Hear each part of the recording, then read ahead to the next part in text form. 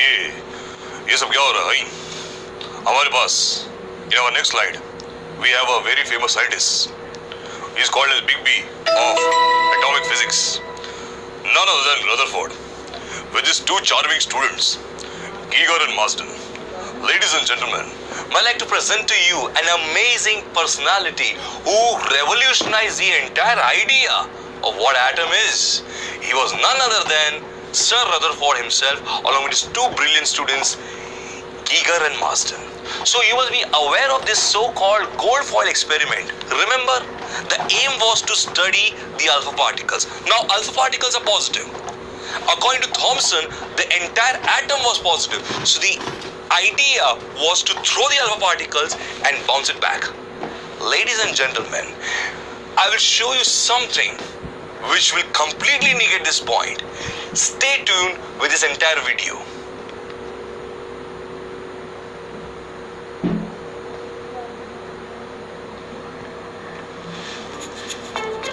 So now, as we can see, in the entire apparatus, the setup includes alpha particle emitter, the nice thin gold foil, the detection screen, and the two slits, all arranged in a linear way. The procedure is very simple. What you can see is a magical box, grey color, which is also called as lead box because it has a very sparkling, magical entire element called as uranium, which starts emitting the entire alpha particle. The particle comes out through a narrow slit. We can actually see these alpha particles going ahead, passing through the slit, getting more narrow, another slit, more narrow one, and finally it hits the gold foil. Now, according to the assumption, most of the alpha particles should have gone undeviated. But whoa. So many deviation from this entire experiment. I can see so many lights. And now, ladies and gentlemen, I'd like to propose the observation and the conclusion from this entire experiment. First observation: large scattering of alpha particle is possible only when they are repelled by the massive positive charge. Happy birthday. That massive positive charge was called as nucleus. Hey buddy, your birthday, you know. Nucleus has protons and neutrons. But then there was another observation. Most of the alpha particles, they went without deviation. That means they went ahead. No one was there to stop it. That means, as you can see from the experiment, that why most? Because that dot was very bright. Okay, so as you can see, these alpha particles were coming way ahead of me. Ahead. Perfect. But then, that means the entire atom is hollow, mostly hollow, empty. But then what happened was, few of the alpha particles, they were going slide here, slide there, slide here, slide there. And that's why few. So that's why we can see the faint light.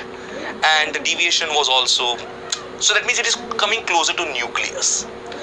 Third, we could see very few getting deviated at a very large angle. Large.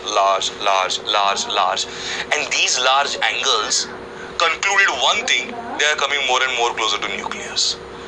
But there were very few alpha particles who went ahead, came back, went ahead, came back, went ahead, came back. Ladies and gentlemen, that was the spot where nucleus was embedded. Yes. And this is a small video which will actually show what kind of scattering the alpha particles went through when it was passed through gold foil. Here we are. See.